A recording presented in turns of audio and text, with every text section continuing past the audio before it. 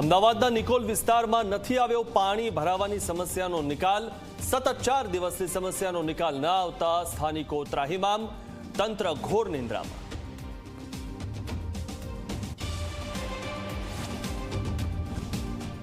અરબી સમુદ્રમાંથી ભારતીય કોસ્ટગાર્ડ અને એટીએસની ટીમે 1800 કરોડની કિંમતનું 300 કિલો ડ્રગ્સ ઝડપ્યું। આ ડ્રગ્સ વાયા ગુજરાતથી તમિલનાડુ લઈ જવાનું હતું। પાકિસ્તાનના સ્મગલર ફિદા 400 કિલો ડ્રગ્સ સપ્લાય કરવાનો હતો।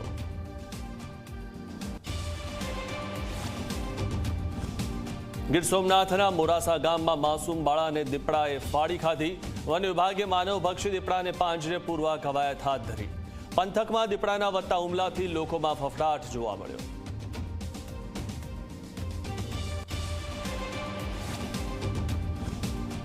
ઉનાળાની કાળઝાળ ગરમી વચ્ચે સુરતના સિટી બસ પર પાણીના કુલરની વ્યવસ્થાનો અભાવ। હજારોની સંખ્યામાં મુસાફરો આવતા હોવા છતાં કોઈ સુવિધા નથી। પાણી લેવા માટે જવું પડે તે માટે કુલર મૂકવા કરાઈ માંગ।